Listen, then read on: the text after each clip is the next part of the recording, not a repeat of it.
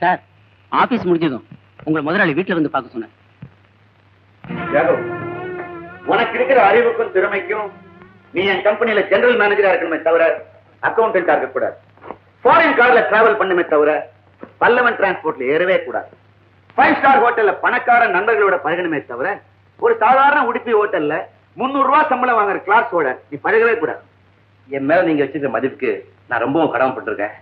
அதே சமயத்துல என் வருமானத்துக்கு ஏற்ற வாழ்க்கை சார் நான் வாழ முடியும். வருஷத்துக்கு பல லட்சம் ரூபாய் டர்ன் ஓவர் ஆன ஒரு கம்பெனி, படிச்ச நாகரிகமான மனைவி, 10 கிரவுண்ட்ல ஒரு பங்களா, ஏராளமான சொத்து சுகங்கள், இத்தனையும் கொடுத்தா வேணான்னு சொல்லிடுவியா? கொடுத்தா வேணான்னு சொல்ல மாட்டேன் சார். கொடுக்கறதுக்கு யாராவது வந்தா தானே. நான் கொடுக்குறேன் சார். எனக்கு ஒரே பொண்ணு சோபா, அமெரிக்காவில் படிக்க வச்சேன். பெரிய வீட்டு பிள்ளைங்க உனக்கு எனக்கு போட்டி போடுறாங்க. ஆனா அத்தனை பேர் வாயிலே விருத்தி நாட்டம், ஒவ்வொருத்தனுக்கும் 9 கேர்ள் ஃபிரெண்ட். உன்னை நான் ரொம்ப நாளா வாட்ச் பண்ணிட்டு இருக்கேன். உன்னுடைய ஒழுக்கம், தன்னடக்கம் எல்லாமே என்ன ரொம்ப கவர்ந்துருச்சு. உன்ன மாதிரி ஒரு நல்ல கணவனை என் மகளுக்கு தேர்ந்தெடுத்தா ரொம்ப நிம்மதியா இருக்கு. வந்து சார், நீ பொண்ணை பாருங்கல்ல, கூப்பிடுறேன். Sofa. Yes daddy. This is Thiyagu, நம்ம ஆபீஸ்ல அக்கௌண்டன்டா இருக்காரு. Hello mister Thiyagu.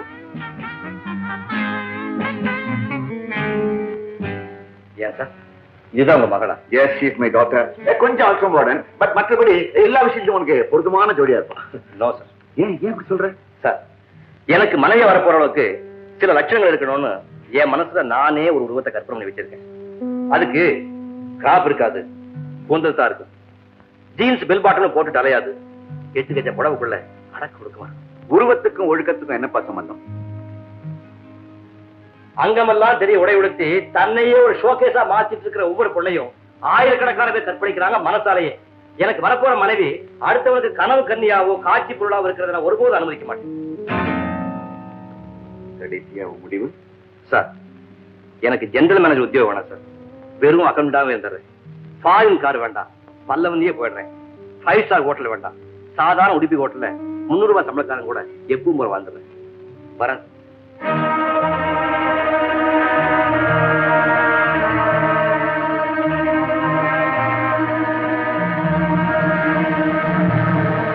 அவ்வளவு வசதியான இடத்தை வேண்டாம்னு சொல்லிட்டியே, உன் வருங்கால மனைவி எப்படி இருக்கணும்னு நீ எதிர்பார்த்த? சீவி முடிச்சு தலை நிறைய பூ வச்சிருக்கேன். நெத்தியில அகலமா ஒரு குங்குமம் போட்டு 8 கஜ புடவைய இழுத்து போத்துற மாதிரி கட்டிக்கணும். கால்ல மெல்லிசா ஒரு கொலுசு மாட்டிக்கிட்டு குடும்ப பாங்கா இருக்கணும். கையில புரிசோட குச்சி வண்டி இருக்கணுமா? அதெல்லாம் எதுக்கு? வயசு எத்தனைக்குள்ள இருக்கணும்? மனசு மட்டும் ஒத்து போயிட்டா வயசு என்னப்பா வயசு? நல்லா சண்டை இருக்குங்க. அப்புறம் என்ன கண்ணா? நான் எதிர்பார்த்த லட்சணங்களோட ஒரு பொண்ணை சந்திக்கிற சந்தர்ப்பம் கிடைச்சது. அன்னைக்கு ஆடி கிருத்திகை கோயிலுக்கு போயிருந்தேன். கிளி 50 பைசா, கிளி 45 பைசா. இன்னும் ஒரு வயலும் காணோம். அவன் கிளி ஜோசியம் மட்டும்தான் பாப்பான். நான் எலியும் சேர்த்து வச்சு பாக்குறேன், ஒருத்தரும் வரமாட்டேங்கிறானே. ஒருவேளை நம்ம ஜாதகம் சரியில்லையோ?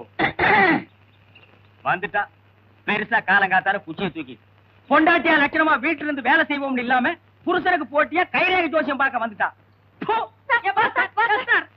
போனது வந்தது இருக்கிறது இல்லாதது எல்லாத்தையும் புட்டு புட்டு புட்டு புட்டு வச்சிடறேன் சார். விடாமலே நான் வைக்கிறேன் சார். நடக்க போறது நடக்காது, ஓடுறது ஓட போறது எல்லாத்தையும் விலாவரியா நான் சொல்றேன் சார். 2 பேர்ல காசு வாங்காம யார் ஜோசியம் பாக்குறது? காசு வேணாம் சார், கடனுக்கு நான் சொல்றேன். Boss sir. அடியே, இப்ப தாண்டி புரியுது நீ எதுக்கு ஜோசியம் பார்க்க வர்றேன்னு. ஆள் பிடிக்க வர்றேன், அப்படித்தானே? ஆளும் பிடிப்பேன், காலும் பிடிப்பேன். உங்க சண்டையை வீட்டுல வச்சுக்கலாமே. நீ வா சார், இது ஒரு அலைச்சல் கேஸ். அலச்சல் கேசா? சட்டை இன்னைக்கு வீட்டுக்கு வா, கிளிப்பு ஒண்ணு. நல்லா உட்கார் சார். அடே எலிப்பையா, ஐயாவோட ராசிக்கு கூண்ட விட்டு வெளியே வந்து ஒரு நல்ல சீட்டா பொறுக்கி எடுப்பா. வா வா.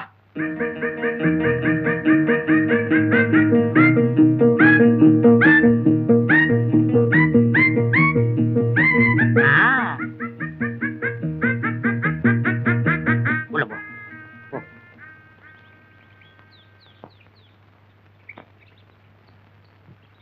ஆஹா, ஆதிசங்கரன் படம் சார். இதுக்கு என்ன பலன் தெரியுமா? அவரை மாதிரி காவிய கட்டிட்டு தேசாந்தரம் போன்னு சொல்லுவாரு. அவர் பேச்ச கேட்காதே. அடியே, உனக்கு ஈடு கொடுக்க முடியாம நான் தாண்டி ஒரு நாளைக்கு தேசாந்திரம் போக போறேன் சார். ஜெகத்குரு படம் உங்களுக்கு வந்ததால ஜேங்கிற இடத்துல பேர் ஆரம்பிக்கிற ஒரு பெரிய மனுஷனுடைய உதவி கண்டிப்பா கிடைக்கும். உங்க வாக்கு பறிச்சுட்டா உங்களை பெருசா கவனிக்கிறேன்.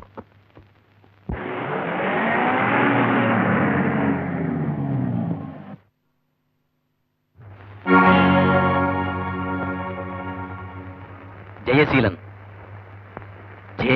லேடிஸ் அண்ட் ஜென்டில்மேன், நான் சிங்கப்பூர்ல இருந்து இந்த ஊருக்கு புதுசா வந்திருக்கேன். உங்களை எல்லாம் அறிமுகப்படுத்திக்கணுங்கிறதுக்காக இன்வைட் பண்றேன். என் அழைப்பை மதிச்சு நீங்களா இங்க வந்ததுக்கு என்னுடைய நன்றி. நீங்கெல்லாம் இப்படி லேட்டா வரலாமா? உங்களுக்காக எல்லாரும் காத்துக்கிட்டு இருக்காங்க. ஆமா, நீங்க யாரு?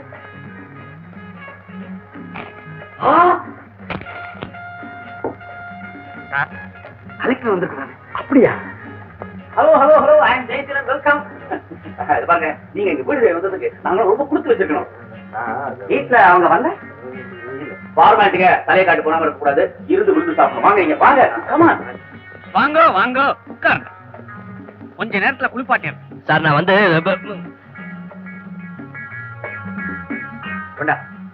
இந்தாங்க சாப்பிடுங்க. சும்மா சாப்பிடுங்க. வணக்கம் இல்லைங்க. என்னங்க இது? உங்க தகுதிக்கும் பதவிக்கும் ஹை சொசைட்டில மூவ் பண்ணுவீங்க. இதெல்லாம் இல்லன்னா எப்படி? கமான் கமான், ஹேபிட் இது. Come on come on.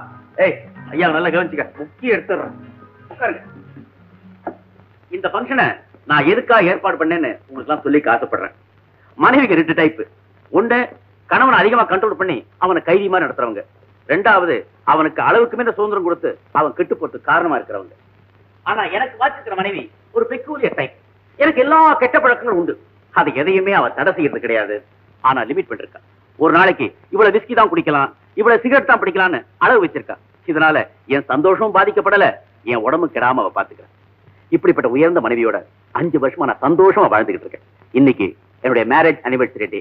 அதுக்காக உங்களுக்கு ஒரு என்டர்டைன்மெண்ட்.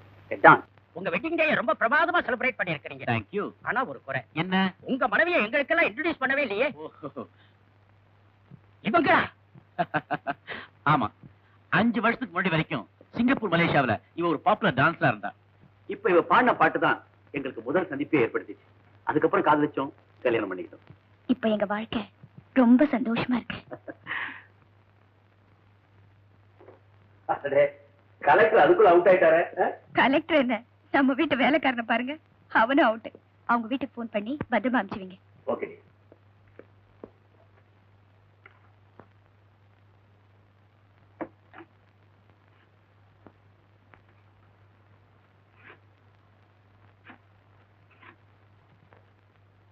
ஹலோ, கலெக்டர் ராஜகோபால் விடா? எஸ். இங்க கலெக்டர் கொஞ்சம் ட்ரிங்க் சாப்பிட்டு இருக்காரு. யாரையும் அனுப்பிச்சீங்கன்னாக்க அவர் பத்திரமா அனுப்பிச்சு வச்சிருவேன். ஆமா, நீங்க யார் பேசுறது? கலெக்டர் ராஜகோபால் பேசுறேன்.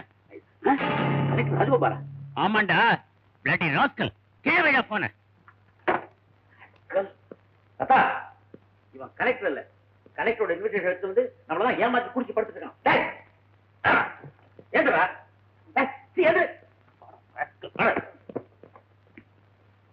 என்ன கலெக்டர் ஐயா, தண்ணி அடிச்ச உடனே பொம்பளை ஆயிட்டீங்க? அடிச்சு வாய மூடு. நன்றி அறிவிப்பு. நேற்று மாலை என் இல்லத்தில் நடந்த பாராட்டு விழாவுக்கு வருகை தந்து சிறப்பித்த நண்பர்கள் அனைவருக்கும் எங்கள் நன்றியை தெரிவித்துக் கொள்கிறோம். இப்படிக்கு ஜெயசீலன் தம்பதி.